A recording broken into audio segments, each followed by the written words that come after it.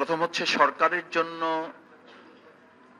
এখনই ইলেকশনের স্বাধীন ও নিরপেক্ষ নির্বাচন কমিশন এটা নিশ্চিত করা প্রয়োজন। এটা নিশ্চিত করতে গিয়েই জুলাই সনদের বাস্তবতাটা আমাদের সামনে খুব অনিবার্য একটা প্রসঙ্গ। এখন জুলাই সনদ যেটা প্রকাশিত হয়েছে ইতিমধ্যে, এটা নিয়ে রাজনৈতিক দলের পক্ষ থেকে কিছু সংযোজন বিয়োজনের প্রসঙ্গ তোলা হয়েছে। আমি খুব গুরুত্বের সাথে উপলব্ধি করি যে এই নির্বাচন নিয়ে আমরা যারা কথা বলি, আমার কাছে কোনো কোনো সময় খুব বিস্ময়কর মনে হয় যে আমরা ঠিক এমন ভাবে কথা বলছি যেন স্বাভাবিক প্রক্রিয়ার একটা সরকার চলে গেছে এবং স্বাভাবিক একটা নির্বাচনের মধ্যে আমরা পড়েছি। বিষয়টি কিন্তু তা না। আমাদের বিগত 15 বছরে ইনস্টিটিউশনগুলো শেষ করা হয়েছে, রাজনৈতিক দুর্বৃত্তায়ন হয়েছে, আমরা 15 বছর ভোট দিতে যাইনি, ভোট দিতে পারিনি। তার প্রেক্ষিতে একটা সরকারের বিপ্লবের মধ্য দিয়ে, অভ্যুত্থানের মধ্য দিয়ে পরিবর্তন হয়েছে এবং 3 দিন আমাদের কোনো সরকারও ছিল না। আমরা এখন যে সংবিধানের কথা বলি, আমরা 3 দিন কোন সংবিধানে ছিলাম, এখন কোন সংবিধানে আছি। এই সংবিধান জাতির জন্য অত্যন্ত গুরুত্বপূর্ণ, নির্বাচন খুবই গুরুত্বপূর্ণ। আমরা এই কথা যখন বলি, কেউ কেউ মনে করেন যে জামাত ইসলামী নির্বাচন চায় না, কিন্তু অত্যন্ত মজার ব্যাপার হচ্ছে জামাত ইসলামী একমাত্র দল বলতে হবে যারা 300 আসনের নির্বাচনের প্রার্থী দিয়ে মাঠে কাজ করছে। কিন্তু প্রশ্ন হচ্ছে যে এই জুলাই সনদের কার্যকারিতার প্রশ্নে যখন আমাদের কথা ওঠে, তখন আমরা পরবর্তী সরকারের কথা বলি। পরবর্তী সরকারের কথা একটু আগে আমি নেতৃবৃন্দের কাছে শুনলাম যে কে বলেছে এটা মানবো না। বলেছে তো রাজনৈতিক নেতৃবৃন্দের কাছ থেকে, তো আমরা একটু শুনেছি যে আমরা সরকারে গিয়ে এগুলো কোনোটা রাখবো না। শুনেছি তো আমরা, এগুলো রেকর্ড আছে তো। এটা তো কোনো দলের পক্ষ থেকে উইথড্র করা হয় নাই যে না আমাদের এই কথাটা যেটা বলা হয়েছে, আমাদের এই কথাটা যথার্থ নয় এবং যিনি বলেছেন এটা আমাদের দলের কথা নয়। সুতরাং এই কথাগুলো যদি আমাদের আসে তাহলে তো এই শঙ্কার কথা থাকবে। সেজন্য আমি মনে করি সরকারের এই প্রসঙ্গে আগে নির্বাচন কমিশনের যে দায় দায়িত্বের প্রশ্ন আসে সেইগুলো আমাদের সামনে রাখা দরকার। Level playing field. Level playing field বলতে আমরা এখন যেটা বুঝি সেটা হলো, আপনি যদি প্রভাব থাকে, ক্ষমতা থাকে, তাহলে থাকবেন, আর না হলে আপনি থাকবেন না। না হলে আপনি ভোট দিতে যেতে পারবেন না, না হলে আপনার ঠ্যাং ভেঙে দেওয়া হবে, না হলে আপনার জিহ্বা কেটে দেওয়া হবে, না হলে আপনি সুস্থভাবে বাড়ি ফিরতে পারবেন না। This is message. What is the level playing field? Level playing field বলতে আমি কি বোঝাচ্ছি, আমি কি মেসেজ যাচ্ছে? ঢাকা ইউনিভার্সিটি ডাকসু নির্বাচনের কথা বলে। ডাকসু নির্বাচন প্রত্যেক ছাত্রছাত্রী সুশিক্ষিত, সচেতন এবং স্বাবলম্বী, ফিজিক্যালি সে ক্যাপেবল।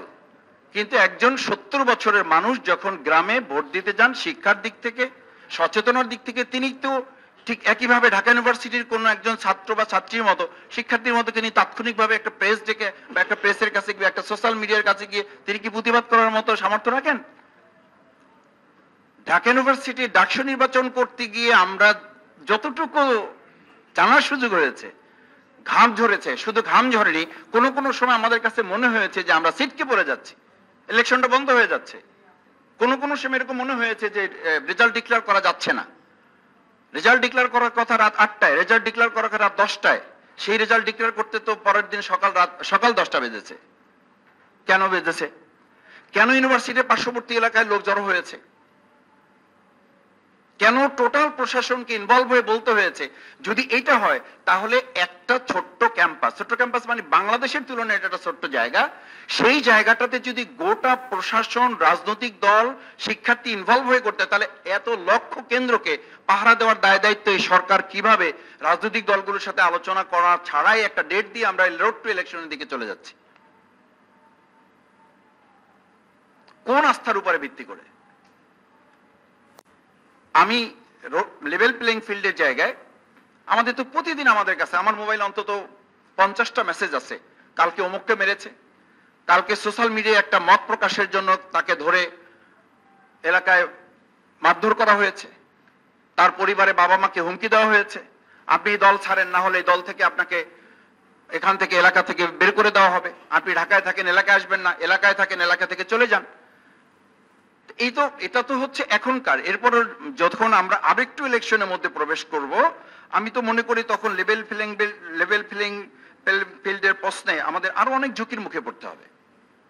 সেই জায়গাটা আমি মনে করি যে আমাদের নির্বাচন কমিশন, তাদের দায়িত্বের গুরুত্বপূর্ণ অংশ হচ্ছে যে আমি পোস্টার নিয়ে আলোচনা দেখতেছি, পোস্টার লম্বা হবে, বড় হবে, কালার হবে না, তারপরে মাইকিং 5টা হবে, 7টা হবে না, এই সমস্ত বিষয় আলোচনা খুবই গুরুত্বপূর্ণ, কিন্তু তার চেয়ে গুরুত্বপূর্ণ পলিটিক্যাল পার্টি কালচার, কোন সিস্টেম, কোন চেঞ্জ কি আমাদের হয়েছে? আমরা কি কোনো রিফরমেশন আমাদের মধ্যে নিয়ে আসতে পেরেছি? চিন্তার মধ্যে, দর্শনের মধ্যে, ফিলোসফিতে আমাদের কোনো পরিবর্তন এসছে? আমার কাছে তো তা মনে হয় না। আমি এখনো এলাকায়, আমাকে এক জায়গায় নমিনি করা হয়েছে, পটুয়াখালী 2 বাউফল আসন। আমাকে আমার লোকেরা বলে যে মাসুদ ভাই এখনো আসতে হলে আমাদেরকে একটু প্রিপারেশন নিয়ে আসতে হবে। What is the scenario? এলাকায় যেতে হলে যদি আমাদের প্রস্তুতি নিয়ে যেতে হয় এখনই, তাহলে ইলেকশনের দিন কি প্রস্তুতি নিতে হবে আমাদের? ওসি সাহেব বলেন, ডিসি সাহেব বলেন, ওনাদেরকে জানিয়ে যেতে হয় আমাদেরকে, যে ভাই আমাদেরকে একটু জানিয়ে আসবেন, কারণ আপনারা কখন আসেন, কখন কোথায় কি হয়, আমাদের একটা টেনশন থাকে। তো এখনই যদি টেনশন ডিসির থাকে, এসপির থাকে, ওসির থাকে, তাহলে লেভেল প্লেইং ফিল্ড বা প্রশাসনের এই কর্তব্যের জায়গাটা আমি মনে করি যে এটা কনসার্ন হওয়া উচিত আমাদের।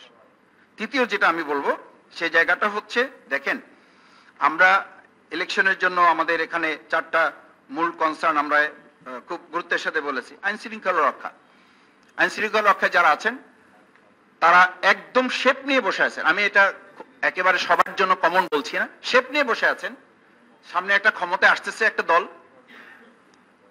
সেই দলের আনুগত্য পরায়ণ হয়ে কাজ করে তাদের নেক নজরে পড়ার একটা চূড়ান্ত কম্পিটিশন চলতেছে, একটা প্রতিযোগিতা চলতেছে। আমি কিভাবে পরবর্তী যে পার্টি ক্ষমতায় আসতেছে, এটা একটা অ্যানালিসিস আমাদের দেশে আছে আর কি, একটা পারসেপশন আছে, এবং সেই পারসেপশনটা আমরাও তুলে ধরেছি। আমরাও রাজনৈতিক নেতৃবৃন্দের পক্ষ থেকে এরকম একটা কথা বলা হয়, আমরা ক্ষমতায় আসছি, আমরা অমুকে প্রধানমন্ত্রী হবে, অমুকে উপ প্রধানমন্ত্রী হবে, অমুকে রাষ্ট্রপতি হবে। আমরা তো ভাগ বাটোয়ারা করে শেষ করে দিয়েছি।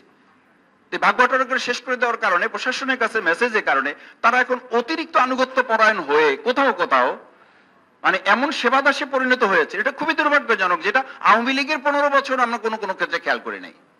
তো সেই জায়গায় আইন শৃঙ্খলা রক্ষাকারী বাহিনী, এই আমাদের সেগুনবাগিচায় যেখানে আর্মি, পুলিশ, অন্যান্য গোয়েন্দা সংস্থার মধ্যে একটা পার্টি প্রধানকে পিটানো হয়েছে।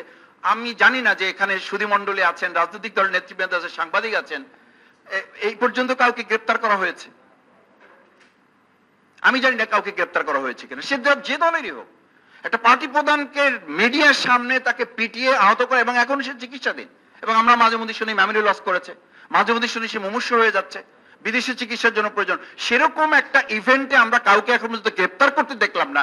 সেই নির্বাচন আইন শৃঙ্খলা বাহিনী করবে, আর আমার কোনো একটা কেন্দ্রে প্রবলেম হবে, সেটা সলভ করার জন্য তারা সুইচ টিপে দেবার প্রবলেম সলভ হয়ে যাবে। এই বিশ্বাস নিয়ে যদি আমাকে চলতে হয়, তো আমি এরকম অতি বিশ্বাস নিয়ে চলবো, কিন্তু শেষে এরকম হয়তো একটা বিবৃতি আসবে, কিছু ত্রুটি বিচ্ছিত হয়েছে, ক্ষমা সুন্দর দৃষ্টিতে দেখে আমাদেরকে কাঁধে কাঁধ মিলে দেশ এবং জাতি করার কাজে সামনের দিকে এগিয়ে যেতে হবে। দুর্ভাগ্যজনক, দুর্ভাগ্যজনক। এই স্টেটমেন্ট দিয়ে স্টেট চলবে না। এই স্টেটমেন্ট তো আমরা দেখেছি, যাদের গ্রেপ্তার করার কথা তারা স্টেটমেন্ট দিয়ে দুঃখ প্রকাশ করছেন, তারা স্টেটমেন্ট দিয়ে বিচার চাচ্ছেন, অথচ তারা দায়িত্বে আছেন। প্রযুক্তির ব্যবহার আমরা যদি বলি, প্রযুক্তির ব্যবহার আমরা কতখানি করতে সরকার প্রস্তুতি নিচ্ছে আমরা জানি না। সংস্কার কমিশনের মাধ্যমে প্রস্তুতি, জুলাই সনদের আইনি ভিত্তি তো আমরা এখনো করতে পারি না। জুলাই সনদের আইনি ভিত্তিটা তো আমাদের জন্য অত্যন্ত তাৎপর্যপূর্ণ, কারণ এটার উপরে ভিত্তি করে আমাদের নির্বাচনে কিছু বাধ্যবাধকতা আসবে। আমি ক্যান্ডিডেট হিসেবে আমার বাধ্যবাধকতা আসবে, রাজনৈতিক দল হিসেবে যারা আছেন তাদের কিছু বাধ্যবাধকতা আসবে। সেই জায়গায় আমি রাজনৈতিক দলের কিছু করণীয় কথা কয়েকটা বলে আমি শেষ করে দেবো। গণতান্ত্রিক আচরণ বজায় রাখা। গণতান্ত্রিক আচরণে আমাদের কি এমন আমরা আচরণ বজায় রাখতে পারছি? আমাদের বক্তব্যে, আমাদের কথার মধ্যেই তো আমরা কোনো সৌজন্যতা এখনো ফিরে নিয়ে আসতে পারিনি।